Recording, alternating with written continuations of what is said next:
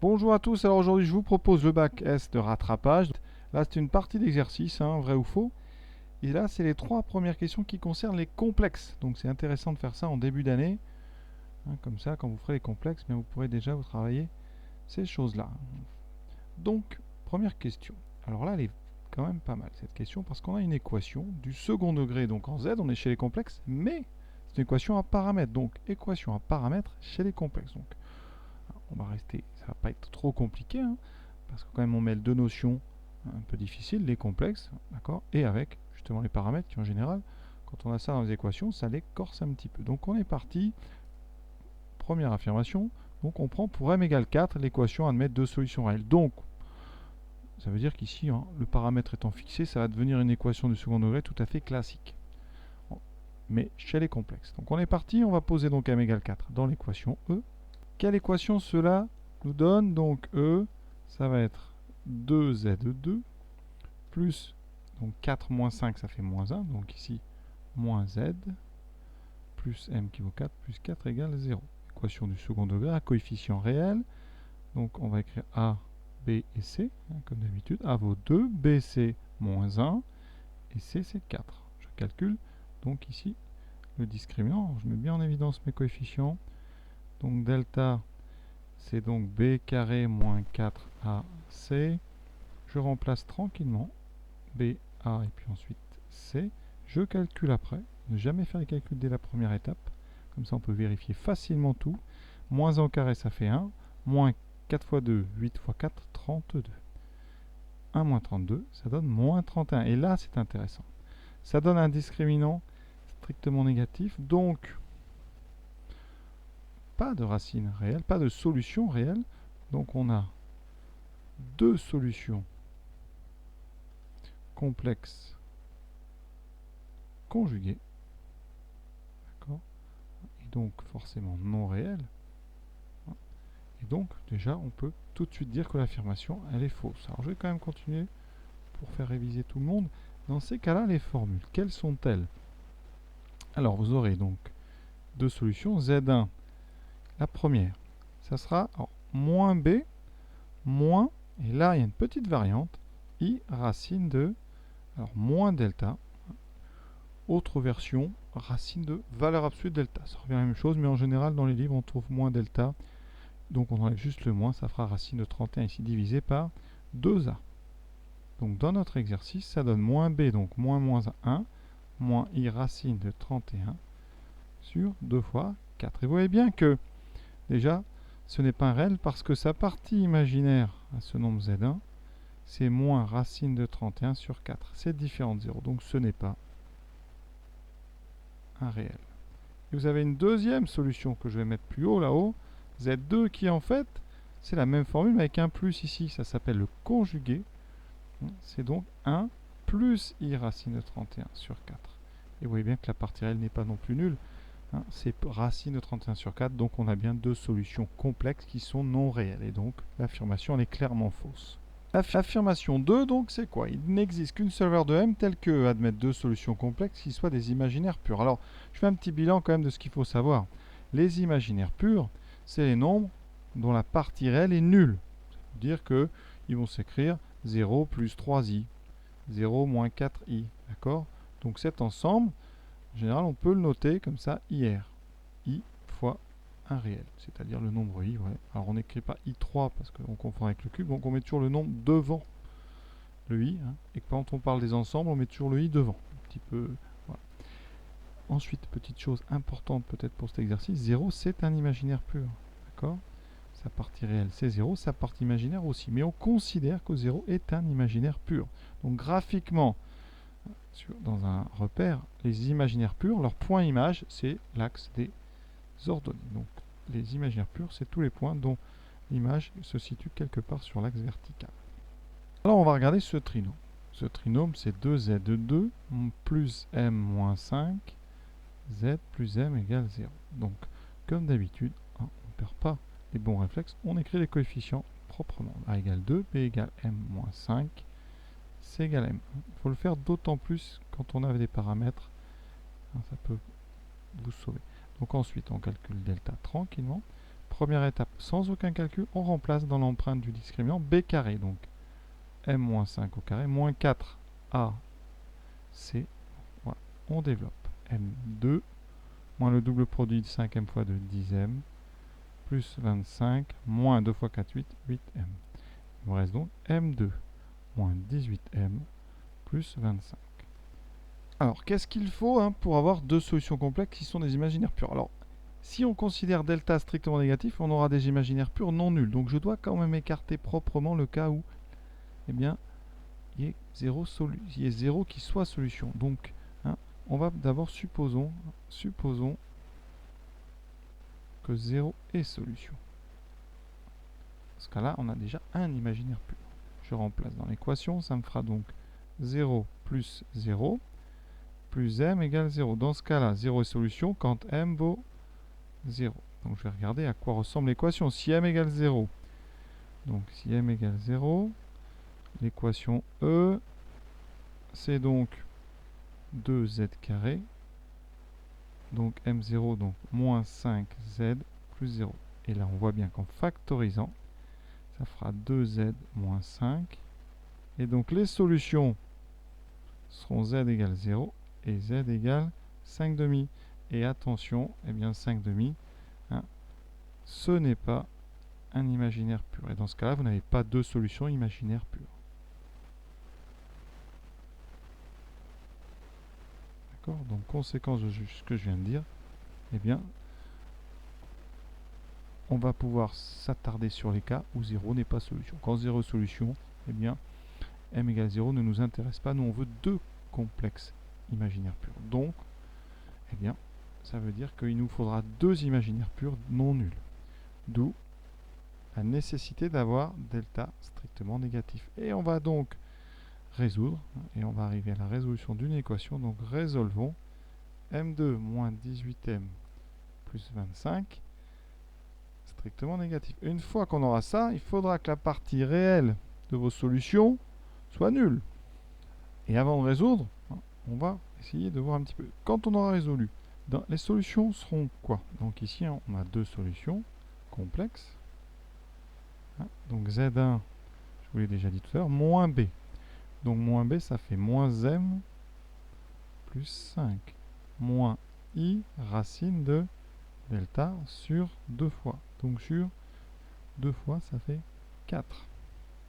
Et Z2 égale moins M plus 5 plus I racine. Alors c'est pas delta, je me suis trompé, c'est moins delta. Faites très attention ici quand on écrit avec les symboles.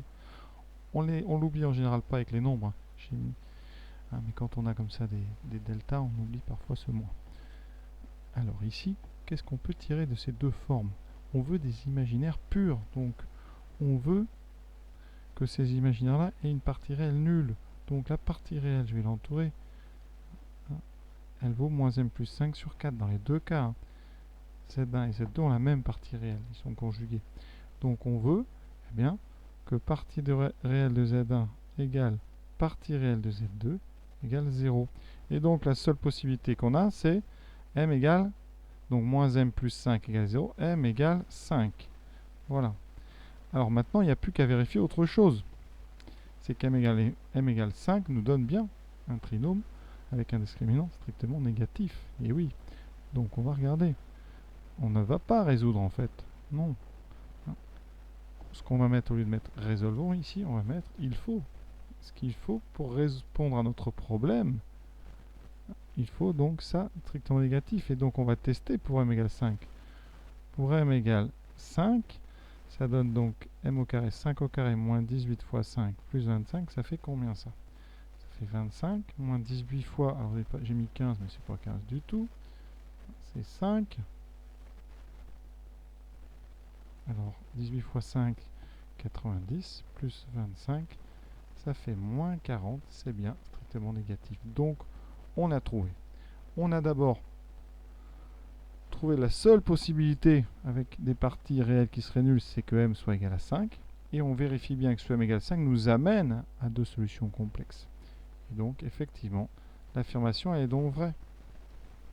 Le seul cas où vous pouvez avoir des imaginaires pures solutions, ça sera m égale 5. Si vous voulez, pour le plaisir, on va essayer de trouver ces deux solutions. Ça nous permettra de retravailler une fois la résolution de ce type d'équation. Donc, ça fait que E donne donc 2Z2 plus 5 moins 5, 0, plus 5. Et donc, ça veut dire que 2Z2 égale moins 5. Alors, c'est une équation tellement simple à résoudre qu'on va éviter même les discriminants. Ça fait Z2 égale moins 5 demi. Et vous voyez, on a un carré négatif. Donc, Z égale moins I racine de 5 sur 2. Ou Z égale plus I racine de 5 sur 2. Et donc, on a bien deux solutions qui sont des imaginaires purs. Alors, maintenant qu'on a fait un tour complet de la situation, comment est-ce qu'on aurait pu faire pour aller plus vite? C'est toujours bien de faire les choses de façon rigoureuse, mais parfois on peut gagner du temps. Et donc c'est beaucoup mieux. Alors l'idée c'est quoi? Pour avoir, donc on va dire, si on a des solutions non réelles, d'accord, on regarde. Alors ça veut dire que, eh bien on les connaît. C'est donc moins b moins i racine de moins delta sur 2a et moins b plus i racine de moins delta sur 2a. Et dans ces deux cas-là, leur partie réelle, c'est la même pour les deux, vous voyez, c'est moins b sur 2a. Donc ici, cela donne, alors moins b sur 2a, c'est donc moins m moins 5 divisé par 2, fois 2, donc divisé par 4. Voilà. Et nous, on veut, dans ce cas, des imaginaires purs. Et donc, eh bien, on veut cette partie réelle nulle. Donc, on veut m moins 5 fois moins sur 4, on veut ça égal à 0. Et ça veut dire qu'on trouve m égale 5. D'accord? Donc, pour avoir des solutions Noël, avec des imaginaires purs, il nous faut m égale 5. Ensuite, on vérifie. Maintenant, on teste. On résout, dans ce cas-là, on résout l'équation comme je l'ai faite il n'y a pas longtemps. On résout l'équation avec m égale 5. Et on trouve effectivement deux solutions imaginaires pures. Donc, ça nous fait déjà une première valeur. Et pour être complet, c'est pour ça que c'est un petit peu difficile, je trouve, cet exercice au niveau du 0. Voilà. Maintenant, on est obligé de dire, voilà, si 0, si z égale 0 est solution, alors, d'après ce que j'ai fait tout à l'heure, hein, vous vous rappelez, ça veut dire que m est égal à 0, et donc, E vaut, l'équation vaut 2z2 moins 5z, et là on a 5 demi est solution, je crois que c'était moins 5 demi solution, et solution, et n'est pas imaginaire pur. Donc ça veut dire que ce petit cas particulier de m égale 0 ne nous intéresse pas. N'est pas imaginaire pur. C'est pas très bien écrit, vous avez compris ce que j'ai dit. Donc seule possibilité c'est m égale 5. On a gagné un petit peu de temps. D'accord? Alors c'est plutôt rusé parce qu'on utilise vraiment des conditions, hein, c'est des implications. Donc voilà, c'est à vous de voir ce que vous auriez été capable en fait de faire en devoir. Hein, c'est toujours ça. Hein. Quand on a une vision globale, on fait toujours bien, mais bon, sur le moment, c'est pas toujours les bonnes idées qui viennent, donc il faut s'habituer à, eh bien, peut-être, avant de démarrer, peut-être essayer de tirer le meilleur parti des informations. C'est ce que là j'ai fait dans cette version, hein, évidemment optimale de la solution. Deuxième question sur les complexes de ce vrai ou faux. L'ensemble de points donc, qui vérifie z-61 égale module de z plus 5. L'ensemble S est un cercle. Alors cette question, hein, elle est piège, parce qu'habituellement, on a ici hein, des valeurs absolues, enfin des modules égales à des modules. Et donc là, c'est un piège. Il n'y a pas de module à gauche, donc il va falloir se débrouiller. Alors ce que je vous propose, c'est de passer en forme algébrique. On va dire que z, c'est x plus y. On va regarder ce que ça donne. Hein. X et y sont donc deux réels. Donc l'équation, ça me donne x plus y moins 61 est égal à donc x plus y plus 5i. Je vais calculer ce module là, en tout cas enlever les barres de module. Ça fait donc, alors on va tout mettre les parties réelles tout de suite, x moins 61 plus y égale quoi? Donc racine carrée de, alors ici notre complexe. Alors je vais le mettre sous une forme plus intéressante. Ça sera donc x plus i facteur de y plus 5. Très compliqué ça. Ça fait x2 plus y plus 5 au carré. Le module de a plus ib, je vous rappelle, c'est la racine carrée de a2 plus b2. Ici, j'ai une racine carrée à droite, un complexe à gauche, et là, une fois que vous avez fait ça, on réfléchit. Est-ce que c'est possible d'avoir un complexe égal à une racine carrée? Là, on va bien analyser la situation. Encore une fois, on regarde. Ici, on a donc un réel, d'accord? Réel positif. À gauche, on a un complexe. Donc, forcément, si à droite c'est un réel, à gauche, on doit forcément avoir un réel. Et donc, pour qu'un complexe soit réel, il suffit que sa partie imaginaire soit nulle. Donc, forcément, la partie imaginaire de x moins 61 plus y doit être égale à 0. Et la partie imaginaire, comme x c'est un réel et y aussi, c'est ce qu'il y a devant lui, c'est y. Et donc on trouve y est égal à 0. D'accord? On aurait pu le faire plus vite que ça, sans calculer finalement le module. Mais bon, on se laisse guider souvent dans les exercices, et voilà. Donc, dès le début, on avait z moins 61 qui devait être un réel, et donc sa partie imaginaire devait être nulle. Donc la partie imaginaire de z est nulle. Ça nous donne y égale 0. Et ça, dans le plan y égale 0, vous connaissez très bien. Y égale 0, c'est un ensemble quand y égale 0, c'est-à-dire qu'on est situé sur l'axe horizontal. Donc déjà, forcément, votre ensemble S qui est à l'intérieur de ce truc-là n'a aucune chance d'être un cercle. Donc l'affirmation, elle est fausse. Pour être franc, quand j'ai vu ce texte, j'ai pensé au début que c'était z moins 6 ou voilà, moins 6, z plus 5. Je me suis dit qu'il y avait une erreur de texte. Il y en a peut-être une, on la découvrira plus tard. Quand on a ça, eh bien, c'est quelque chose de très classique aussi. Il suffit de poser m le point d'affixe z, on prend a le point d'affixe 6 et b le point d'affixe moins 5. Et dans ce cas-là, eh bien, module de z moins 6, c'est module de zm moins za. Et un module d'une différence, c'est une longueur, c'est la longueur AM ou MA, comme vous voulez. Z plus 5i, c'est Z moins 5i. Et donc on retrouve dans les modules Zm moins Zb. Dans ce cas-là, on retrouve la longueur BM. Et notre égalité aurait été donc équivalente à AM égale BM. Et AM égale BM, quand M bouge, ça veut dire que M appartient à la médiatrice. Donc M appartient à la médiatrice du segment AB. Et donc ça ne peut pas être ça n'est pas un cercle. Voilà. Donc c'est pour ça que dans les deux cas, eh bien la réponse, l'affirmation sera fausse.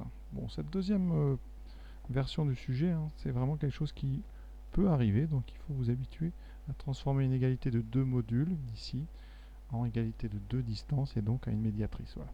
Pour avoir un cercle, il aurait fallu avoir un module, par exemple z-6 égale à une constante réelle positive. Dans ce cas-là, on avait une longueur égale à une constante, ça donnait un cercle. Voilà pour ces trois questions sur les complexes. Loin d'être facile, de toute façon, les vrais ou faux, personnellement, je trouve que c'est toujours difficile. On est très peu guidé et donc, lors d'un examen, c'est pas là où les élèves réussissent le mieux, il faut le savoir. C'est vraiment, on est beaucoup moins guidé et donc on est un petit peu livré à soi-même. Et c'est vraiment une question après de pratique et d'entraînement et ça devient vite difficile. Voilà. J'espère en tout cas que ça vous permet de mieux comprendre ces trois affirmations. Je vous souhaite une bonne fin de journée à tous.